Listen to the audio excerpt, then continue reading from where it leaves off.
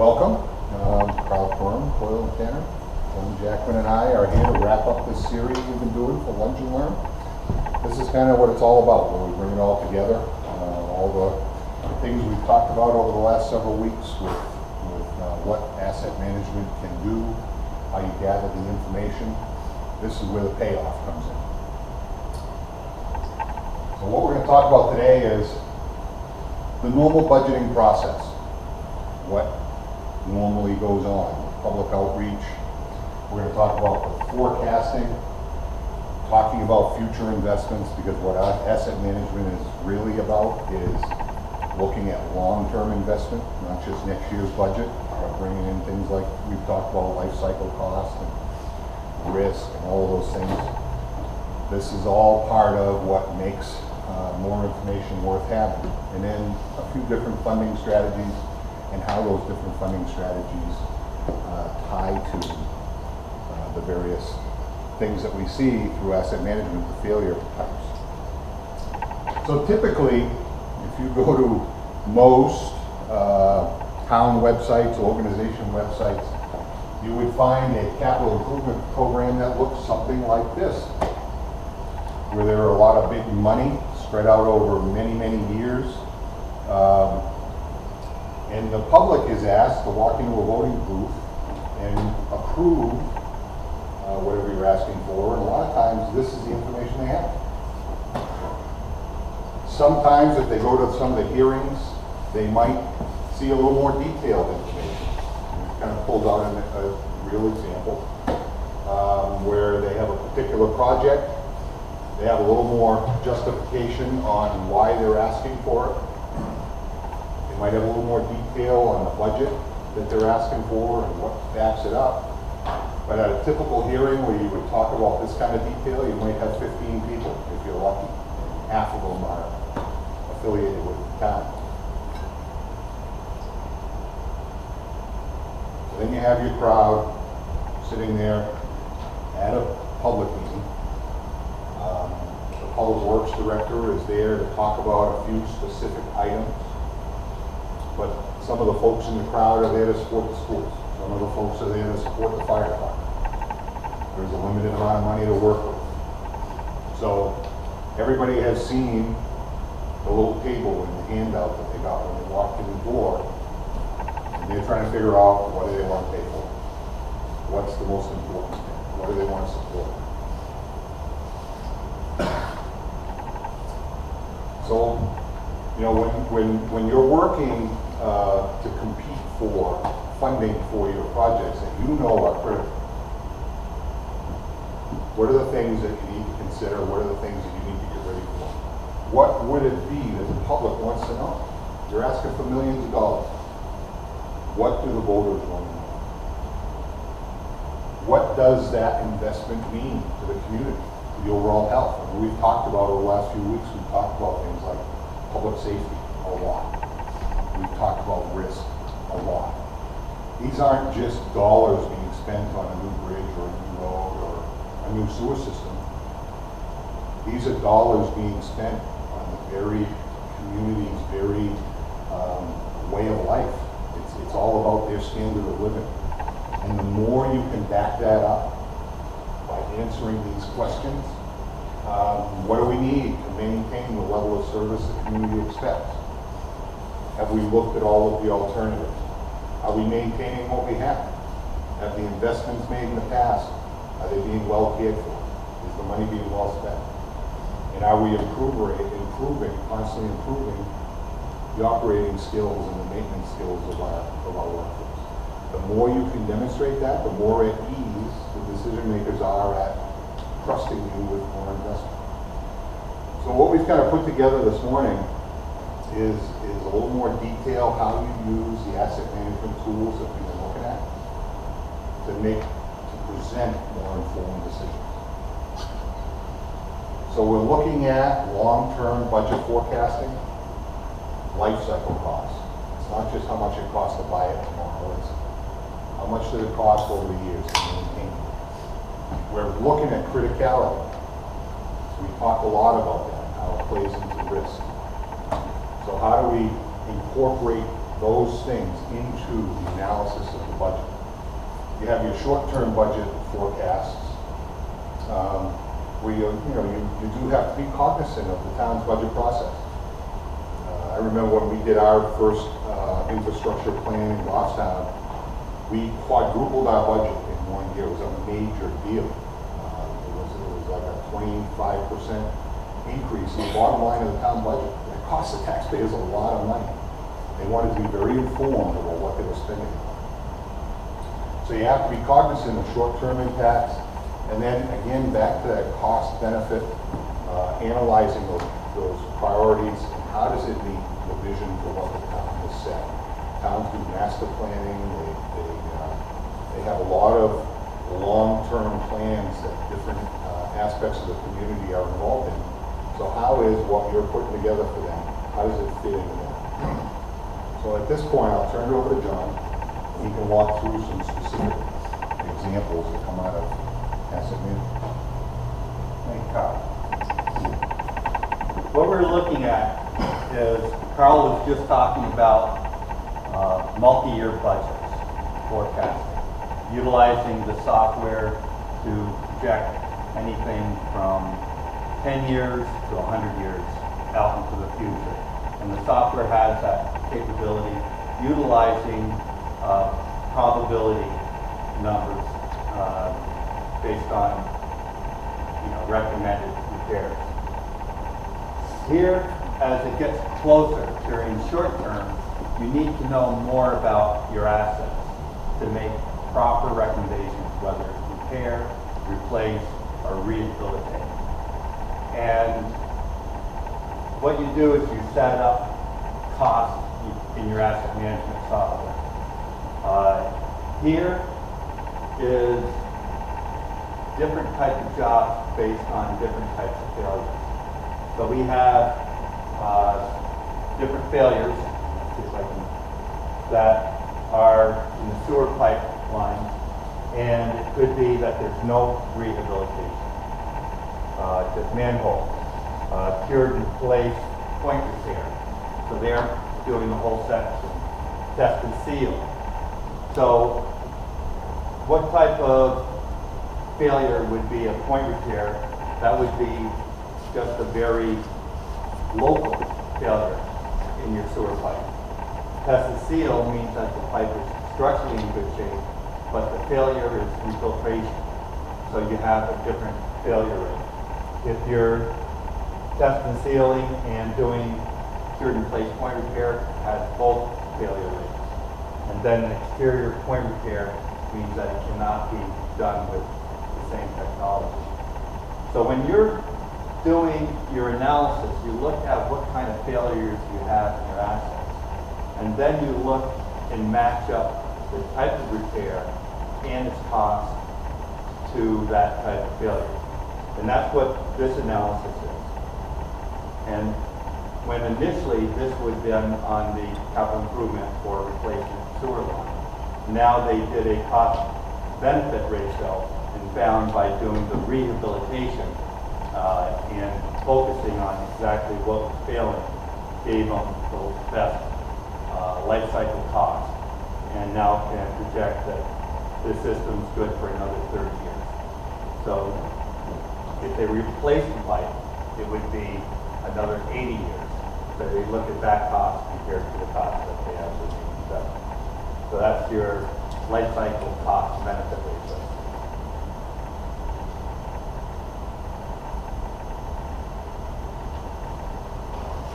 I will start the video. Is that what this? Yeah. This is the opening. I didn't know that video. That threw me off here.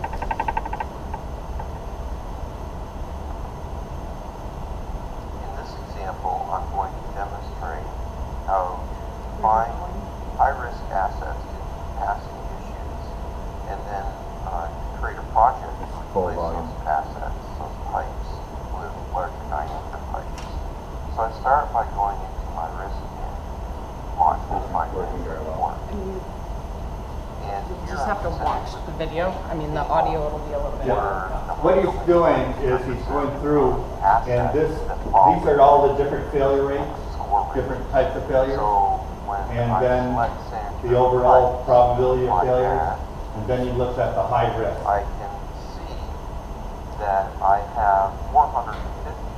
So he has 450 assets that are in high risk categories. My highest risk height. So he's going to, Now, I can go ahead then and select that 450 value. he wants to sort by different failure modes because he's going to make a recommendation of what he's going to do for the But what I'm interested in, selection. So he's taking that selection.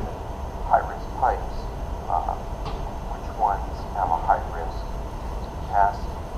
And I do that by going into Then he's going to utilize the filter to select out of that 490 which ones have failed due to capacity issues. and select the values where I'm interested in capacity. So he picked capacity, now he's sorting out which ones have failed.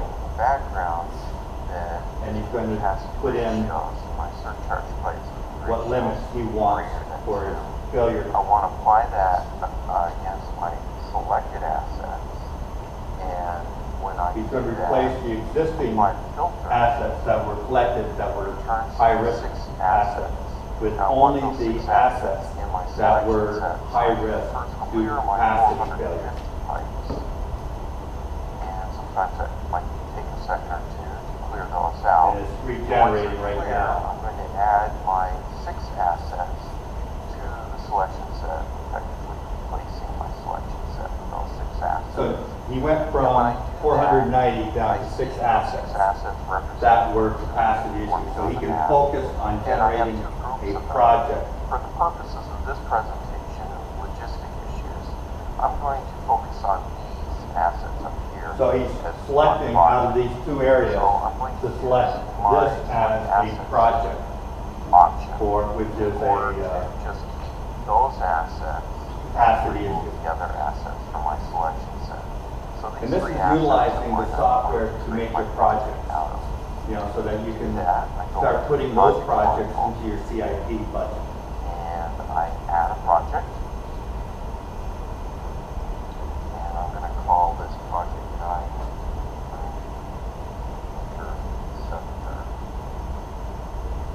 replacement. And again, a lot of this data is collected from the guys working in the field, and it brings in conditions, situations, and that's how the data eventually got into the asset management software. Now I can go ahead and add an estimated start and dates, other information here, but I want to show you is how we create the job details. Creating a project in Viewworks is very similar to creating an engineer's cost estimate. Now, when we Tools talked about so when with I the add sewer, a job, the different options were line sewer item place, and cost sewer estimate. place point I'm repair, going to add a and job seal, specifically for the because sewer it's a capacity asset issue. class. But I The could add jobs job in other or asset the classes, proper repair that may would be associated would be to with replace it by my asset upsizing. type here is sanitary pipe.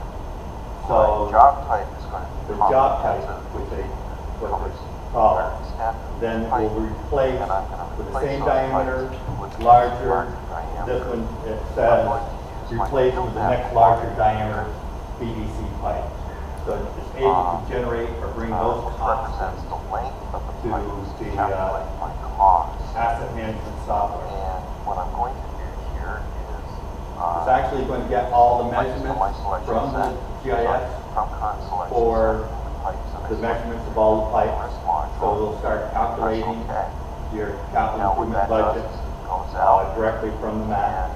and it brings those pipes in, applies the values according to the length, it calculates the cost, and estimates And then it has the unit cost, and then the ultimate cost right over on the end here. 20-inch pipes.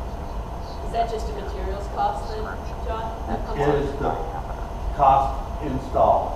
Okay, so I there's can go labor ahead and that save goes. that project. Right, so And there's my what he sort can that I do can now enter is to. For instance, I can start he can tracking, bring in my actual work on this project. other in costs, work order, so I which have would be actual costs replacement of associated the with this manhole project, structures. And those work And that orders could be added to portable. this. And it's That basically project. I can add building up overhead a bid spec, cost when almost, to the project as well. you know, when you So, do any project, as a what do you have to do? percentage of the- And of the each project job cost. could be I can the print pavement, this so you could add the project pavement, out, and that would be measured from including, the the road length. estimated cost. You know, and if it's current decided that activity, only half the road's going to be what I paved, can print you can have it and calculate generate 50% of the road for me, width to and then generate that presents capital that improvement budget. report that I can now share with others and distribute to others who are interested in this particular project. And see, what he did was it automatically generates a PDF of the project area associated with all the costs associated with that project. Now he's able to share that with the finance so that they can ask more questions. This one here, they would try and utilize what other projects need to be done in that area. Does the road need to be reconstructed? Does the drainage need to be reconstructed? And one of the, just to interject, as you can tell when you saw that example, there's a lot of setup that has to be done behind the scenes. But the payoff, that was a 6-minute video. And the 6 minutes that public works director or a GIS technician or whoever is walking through that analysis is able to draw all that data, put together something that he can hand out in a packet. It's got a lot more detail than what they would have received before. And you know, something like that, I would have taken days or a week to put together, you know, the old-fashioned way. So there is some upfront cost that can be tailored to your, you know, whatever the customer, the client's own costs and expenses are. But once it's set up, the power is you can lay the sewer analysis on, and then put the water analysis on top of that, and the failed roads on top of that. And you start layering on all of the community's assets. How they spend their money becomes less of an argument, because you're addressing the majority of the concerns with the limited resources. So that's the real power. And the point of that video was just to kind of show you how once the information's there, it's really pretty easy to go in there and pull it out. So with that video, it was the failure mode was capacity. So what you need to understand, and it's important when you're doing a capital improvement budget, why you're doing that capital improvement budget. You know, is it because of deterioration, excessive use? Is it regulatory? You know, you're upgrading the wastewater treatment plant, and the failure is you're no longer meeting the new EPA regulatory requirements. Is there a capacity limitation? You know, some of the capacity issues are the storm drain systems, where Vermont came up with all new standards for their storm drains, going with much larger because of climate change. And there could be a change in use of upstream.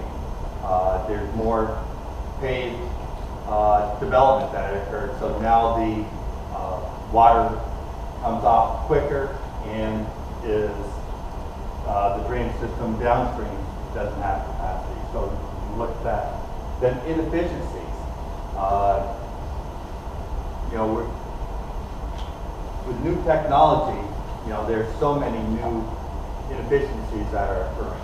You know, equipment that is out there can be operated more efficient. You know, trash pickup can be done. Computers. I mean, if you have a 5-year-old computer, it becomes inefficient. You know, it becomes slower capacity.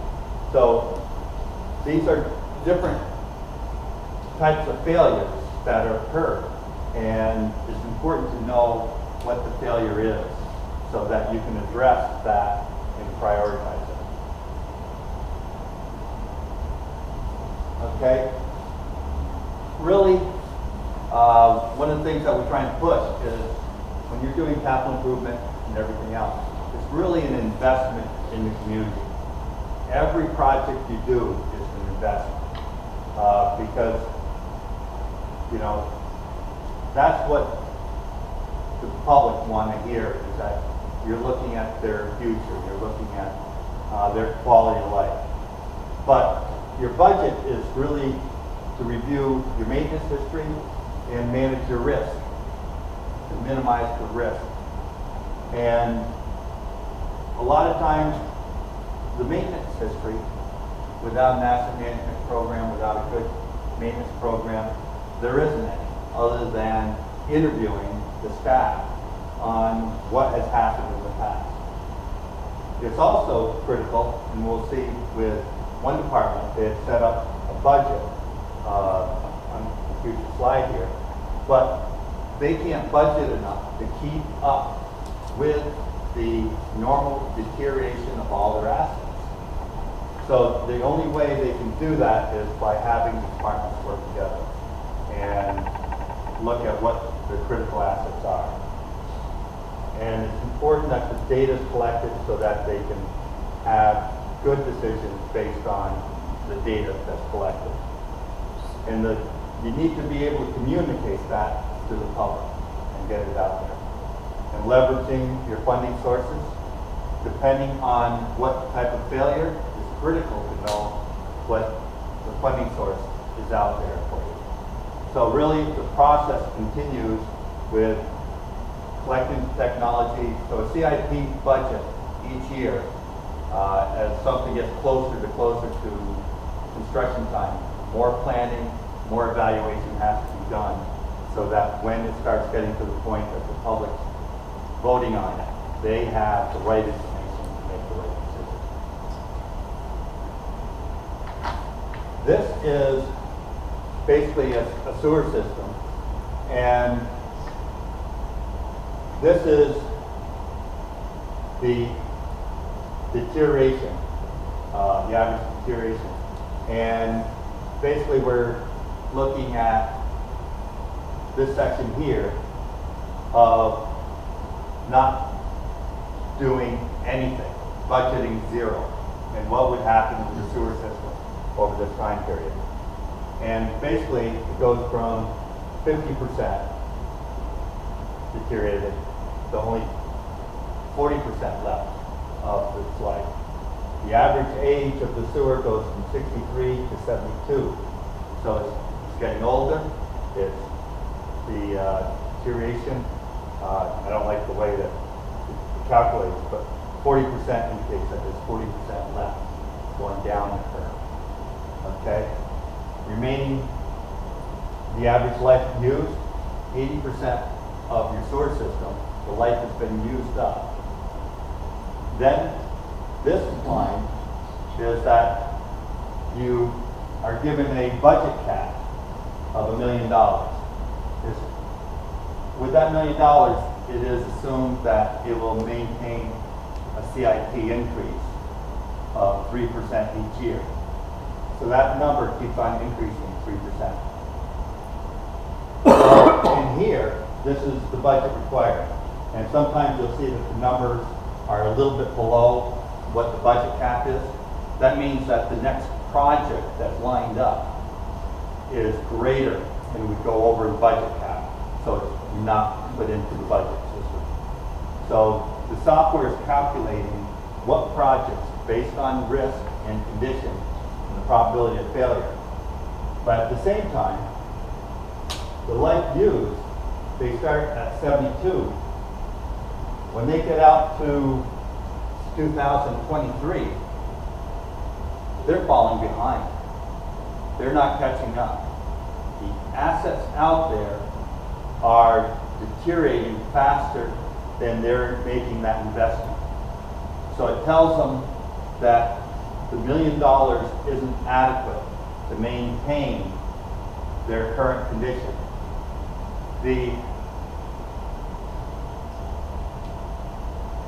useful life, typically you may want to set a level, service level at 85%. You'd like to have your average life at 85% or 80%. It's like setting your pavement condition index that is around 85. You want to keep all your roads all around that condition. So that's how you can say, you know, what do I want to maintain for my level of service? What do I need for money? Based on that, you can develop a rate study of what you need for funding, utilizing these asset management Then you can, you prioritize, okay, there's different funding strategies that you're allowed to do. And you can look at just maintaining your assets. You had one of the slides. Okay, I'm fumbling on this.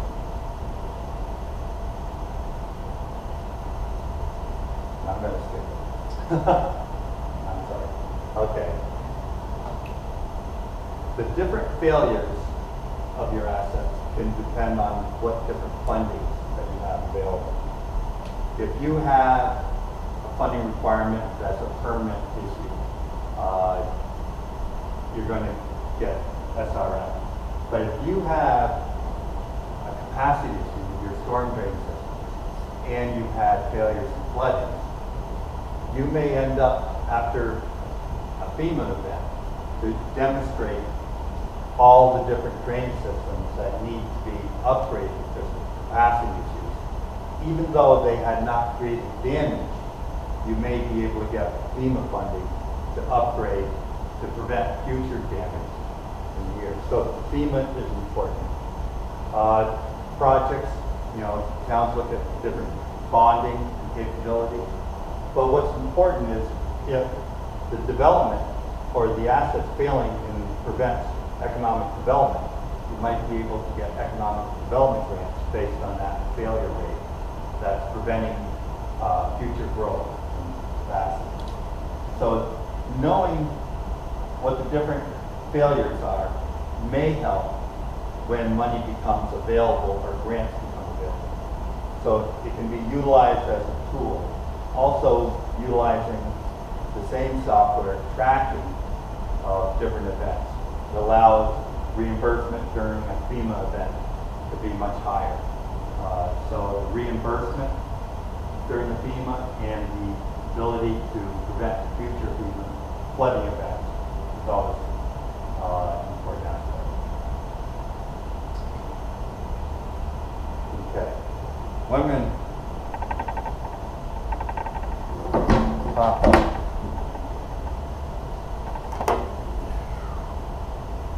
Thing I'm talking about.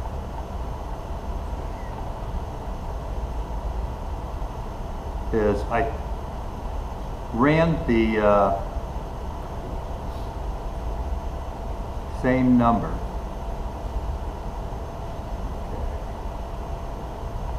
for the sewer system, trying to figure out what they needed for a budget.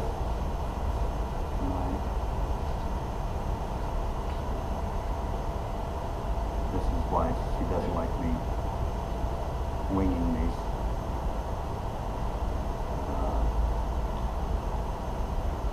What was it called? Well, basically, just an iterative analysis, right? Go ahead. Yes. Basically, what we did was we took that sewer system, gave them a budget of $3 million, and it took 75 years to meet their level of service goal. But they were able to meet it after 75 years. And at that point, they have reached their sustainability number. So a lot of times, communities, their goal is to maintain sustainability. What do I need to maintain my infrastructure, my roads, and everything else? And then that gives them a sustainability number. Then, if they're not able to afford it, then are they able to run analysis of maintaining critical assets, letting non-critical assets run to failure? But at the same time, you have to increase your maintenance costs, because as the ones that are running to failure, your maintenance budget will increase. By tracking that, when your maintenance cost reaches the level that it costs more than replacing, that's the point that you make the investment to replace the asset. These are the type of analysis that you're able to utilize in the asset management program. And you communicate that through developing your level of services, type of failures, and it's really getting everybody on board that's out there working in the field, understanding that they're part of that decision process. And just before we go to questions, just to kind of wrap up the thought, priorities change over time as well, and that's something that you need to be aware of. And just a couple real world examples. 10 years ago in Goffstown, nobody touched the road plan. Year after year, it went to town meeting, it was supported, it was voted on. But over time, as the roads improved, it wasn't as big a priority to the town. If you're watching the news today and you watch Derry and everything going on in Derry with their town budget, they're talking about closing fire stations, they're talking about reducing the police force. What you don't hear them talking about is cutting the road budget. Alan Cote has done an amazing job in Derry of tracking his asset management, his road network. He keeps it up to date. He delivers on what he says he's going to do. And it gives the council a sense that, you know what, we don't want to touch the roads. We know that that's not a place we can cut. So he's still got a pretty good road budget, even though they're talking about closing fire stations and cutting police. So it's that data and the use of it is what, you know, managers, public managers are going to rely on. So that's how this all ties together.